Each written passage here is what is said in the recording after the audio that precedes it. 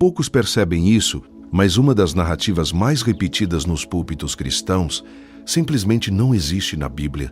Você já ouviu isso muitas vezes, assim como Deus mudou o nome de Abrão para Abraão, de Jacó para Israel, ele também mudou o nome de Saulo para Paulo. Essa frase é bonita, é pregação forte, mas é teologicamente imprecisa. E o problema não é apenas de detalhe. O que estou prestes a te mostrar muda completamente a forma como entendemos identidade, vocação e missão no Novo Testamento. Imagine a cena, um jovem fariseu, rigoroso, brilhante, formado aos pés de Gamaliel, caminhando decidido em direção a Damasco. Seu nome hebraico ecoa na mente dos que o temem: Saulo, o perseguidor. Anos depois, o mesmo homem atravessa cidades greco-romanas, discute em praças, prega em sinagogas e fala em tribunais imperiais. Mas agora, o nome que se ouve é outro: Paulo, o apóstolo dos gentios. A maioria lê esse contraste e conclui: Deus mudou o nome.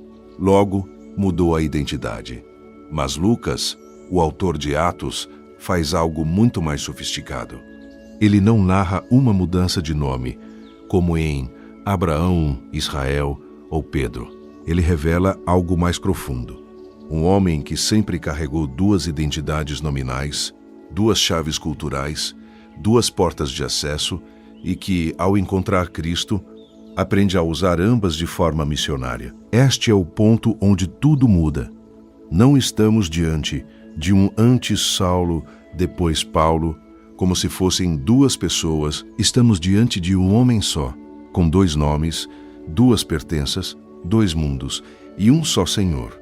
Hoje, nós vamos desmontar o mito piedoso para enxergar a precisão bíblica.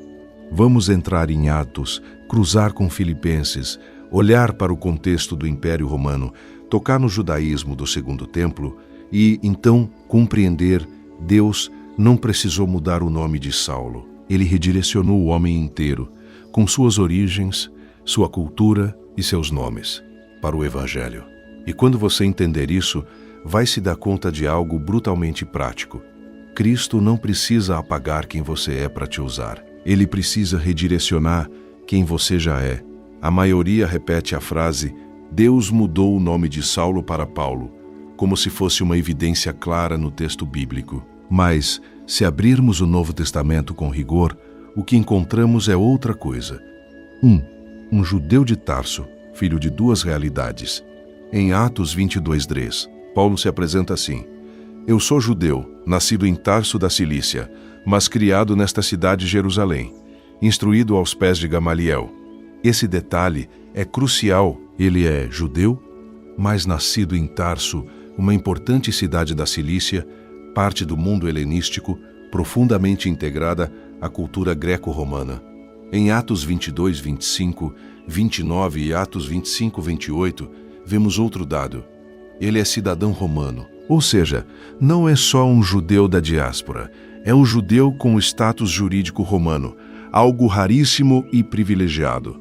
No mundo do Império Romano, isso significava viver em uma tensão de identidades.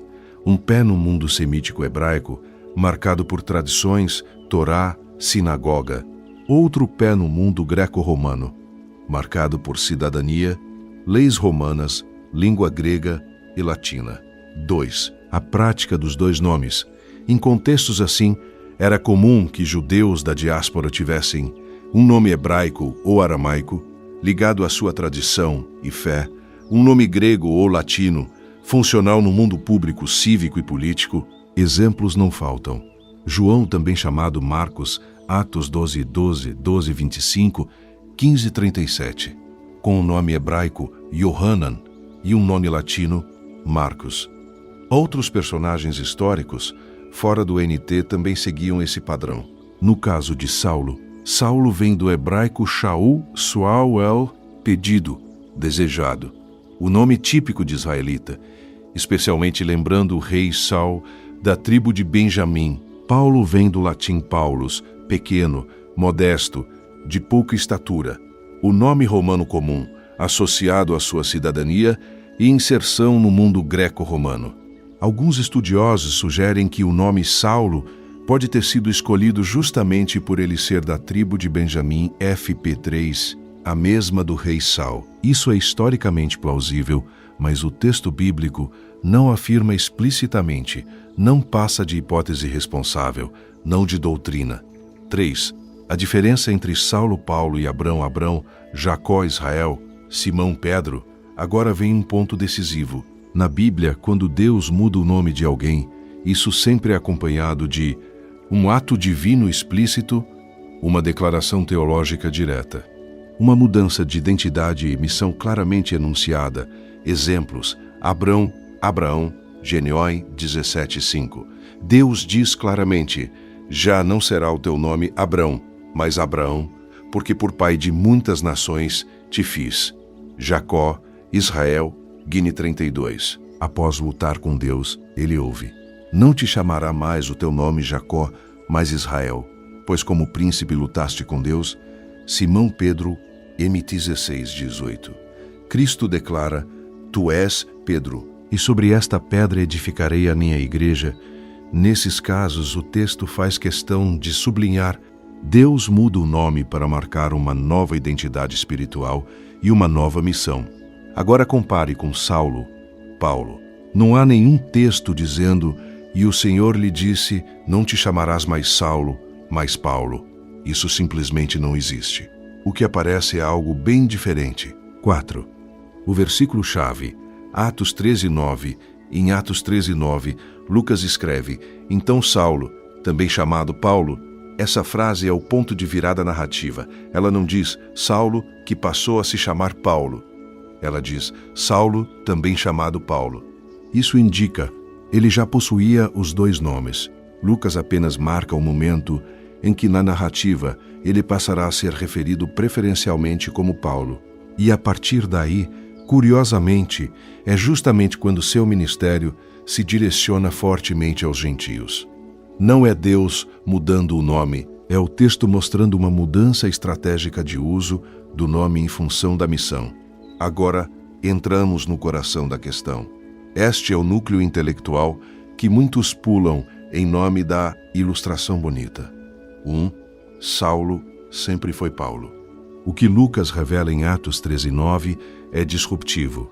Então, Saulo, também chamado Paulo, poucos percebem isso, mas do ponto de vista da exegese, essa frase destrói a ideia de que Paulo ganhou um novo nome depois de sua conversão. Saulo sempre teve os dois nomes. Um nome hebraico, Saulo Shaul, um nome romano-latino, Paulo, Paulus. A conversão em Atos 9 não é seguida por nenhuma cerimônia de renomeação divina. Não há um ato sacramental de mudança de nome. Não há sequer um símbolo textual que indique isso. O que há é um homem que nasceu em Tarso, cresceu em tensão entre dois mundos, possuía duas formas de ser nomeado, e ao ser alcançado por Cristo, oferece essas duas identidades ao serviço do Evangelho. 2. De perseguidor a apóstolo, transformação sem anulação. Seria um erro achar que, porque o nome não mudou, nada mudou. Tudo mudou, mas mudou no nível certo. O que mudou não foi o nome, mas o coração, a cosmologia, o núcleo teológico da existência de Saulo. O fariseu que via Jesus como ameaça à Torá passa a ver Cristo como cumprimento da Torá. Mas o homem, sua cultura, suas capacidades linguísticas, sua cidadania, sua formação rabínica, tudo isso é assumido, não apagado. É aqui que a diferença com Abraão, Israel e Pedro fica ainda mais clara. Em Abraão, Jacó e Pedro, a mudança de nome marca uma nova identidade dada. Em Paulo, Deus não dá um novo nome, mas reorienta uma identidade já complexa, que já envolvia o jogo entre Saulo e Paulo. Deus não troca Saulo por Paulo. Deus pega Saulo, Paulo, o homem inteiro, e o converte em instrumento do Evangelho. 3. A virada de Atos 13. O nome como estratégia missionária. Note onde está Atos 13. O contexto é o início da missão gentílica organizada saindo de Antioquia. É o momento em que o Evangelho começa a romper com as fronteiras estritamente judaicas. A partir dessa altura, Lucas adota o nome Paulo quase de forma exclusiva. Por quê? Porque o protagonismo de sua narrativa se desloca. De um Saulo ainda fortemente associado ao mundo judaico e à perseguição, para um Paulo apóstolo dos gentios em cidades como Listra, Derbe, Atenas, Corinto, Éfeso, Roma. Usar Paulo faz sentido para o leitor gentio, greco-romano, para o ambiente urbano romano. É comunicação, é ponte, é estratégia. E aqui entra 1 Coríntios 9:22, onde ele próprio resume sua postura. Fiz-me tudo para todos, para por todos os meios salvar alguns. Paulo não inventa uma técnica missional pós-conversão. Ele simplesmente olhar para sua própria biografia, judeu, fariseu, da diáspora, cidadão romano, bilíngue, bicultural, e a coloca inteira a serviço desse princípio. Até o nome entra nesse jogo. 4. Identidade dupla. Missão una. Teologicamente, isso é fascinante. O Evangelho não destrói a complexidade identitária de Paulo. Assume-a.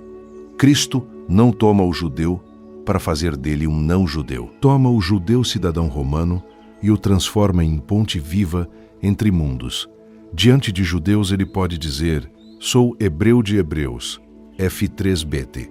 Diante de autoridades romanas, ele pode apelar: sou cidadão romano, At 22, 25, 29. Diante de gregos, ele cita poetas At 17, 28. E em tudo isso, seus dois nomes funcionam como símbolo concreto dessa vocação ponte. Aqui nós saímos do detalhe exegético interessante e entramos em algo mais denso, o que isso diz sobre Deus, sobre identidade e sobre nós. 1. Deus não precisa apagar a história para consagrar a pessoa. O mito de que Deus mudou o nome de Saulo para Paulo alimenta sem perceber uma fantasia perigosa, a de que, para Deus te usar, Ele precisa primeiro te tornar outra pessoa totalmente diferente, quase irreconhecível. A narrativa bíblica de Paulo aponta para o contrário. Deus não anula, Ele transforma, redireciona, consagra. A cidadania romana que antes garantia privilégios, agora garante portas para o Evangelho. A formação farisaica que antes justificava perseguição, agora serve para articular a teologia da justificação pela fé. A fluência cultural que poderia ser mero status torna-se instrumento de contextualização missionária. Teologicamente, isso nos obriga a abandonar uma visão mágica da conversão como o apagamento de biografia. A graça não vem com borracha, vem com redenção do material humano. 2. Identidade cristã, adição, não subtração. Quando Deus muda o nome de Abrão, Jacó ou Simão, Ele está fazendo algo fundador na história da salvação. São marcos arquétipos. Em Paulo, o que vemos é outra dinâmica. A identidade cristã não substitui a identidade histórica e cultural. Ela a transcende e assume. Filipenses 3 é exemplar. Paulo lista seus títulos judaicos: circuncidado ao 8º dia, da linhagem de Israel, da tribo de Benjamim, hebreu de hebreus, fariseu, e então diz que considera tudo isso como perda por causa de Cristo. Note, ele não diz que isso deixou de existir, ele diz que isso perdeu o estatuto de fundamento último. Em outras palavras, Cristo não apaga Saulo. Cristo se torna o centro gravitacional que reorganiza tudo que Saulo é, inclusive Paulo. Filosoficamente, isso aponta para uma compreensão de identidade cristã relacional. Você não é reduzido à sua cultura, nem arrancado dela. Você é recolocado em relação a Cristo, que redime o sentido do que você é, mas não o fato do que você é. 3. O nome Paulo e a teologia do pequeno. Há um detalhe simbólico que a teologia devocional gosta, mas que, desta vez, tem alguma ressonância plausível. Paulus, pequeno, de pouca estatura, modesto. Se não podemos dizer que Deus escolheu esse nome para ele, podemos, no entanto, perceber como a ironia providencial atua. O perseguidor tem um nome hebraico ligado a um rei, Saul. O apóstolo dos gentios se apresenta com um nome latino que significa pequeno. Isso casa profundamente com a sua própria autocompreensão. porque eu sou o menor dos apóstolos. 1 Cor 15:9. A graça de Deus para comigo não foi vã. 1 Cor 15:10. Não é prova exegética, é sintonia teológica. O Deus que escolhe as coisas loucas do mundo para confundir as sábias, escolhe um Paulos, o pequeno, para discutir com filósofos no Areópago e testemunhar diante de governadores. 4. A hermenêutica da identidade. Entre nome e vocação, existe aqui um convite hermenêutico importante. Não confundir nome com vocação.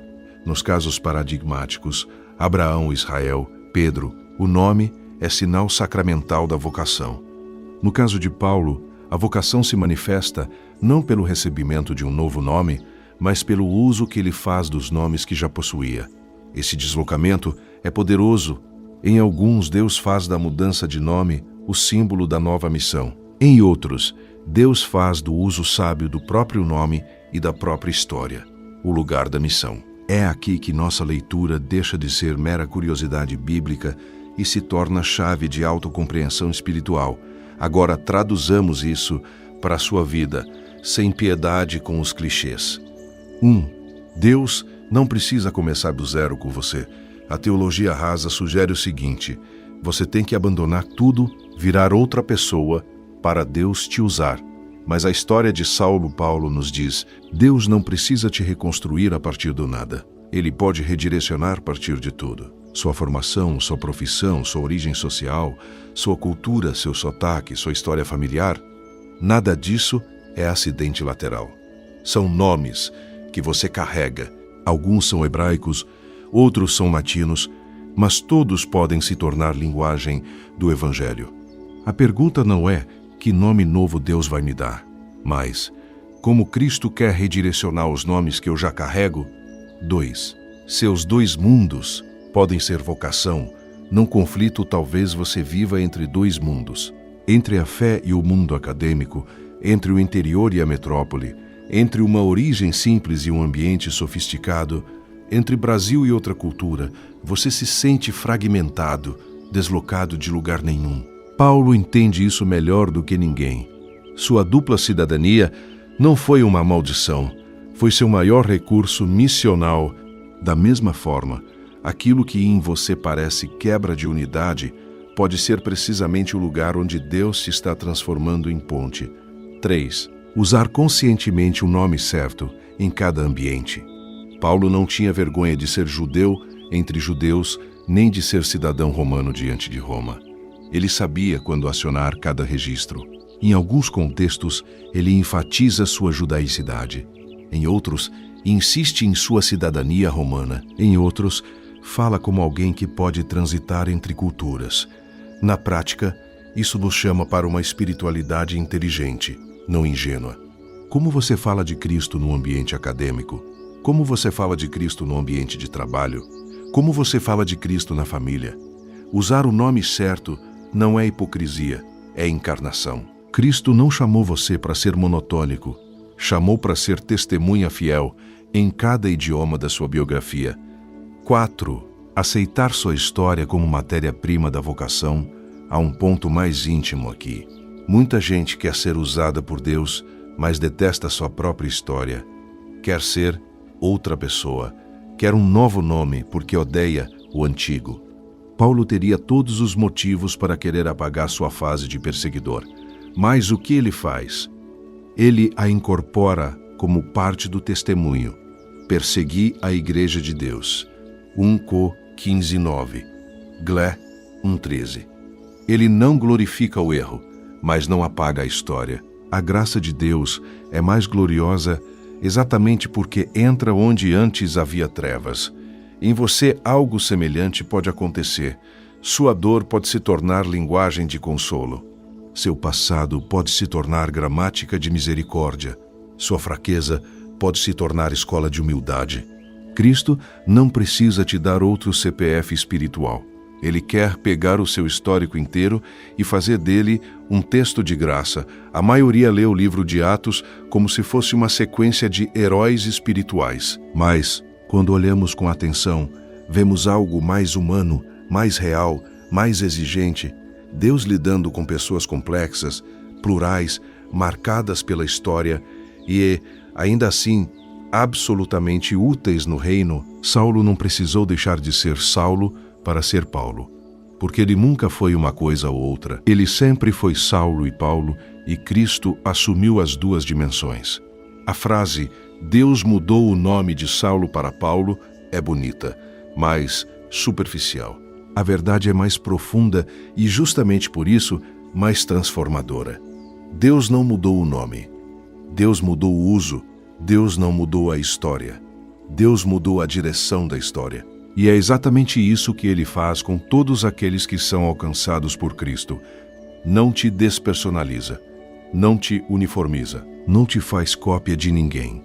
Ele pega tudo o que você é, nomes, origens, culturas, dons, traumas, e diz: agora tudo isso é meu. E eu vou usar cada traço, cada detalhe para o Evangelho.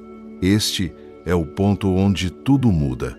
A conversão deixa de ser uma fuga de quem você é para se tornar a consagração radical de quem você é, submetido ao Senhor de Cristo. No próximo episódio, vamos avançar um passo além. Vamos olhar como essa identidade dupla de Paulo aparece na estrutura das suas cartas, no seu modo de argumentar, na sua teologia da lei e da graça, e na forma como ele se apresenta, ora como hebreu de hebreus, ora como apóstolo dos gentios. Você vai perceber que até sua escrita carrega essa tensão criativa entre Jerusalém e Roma.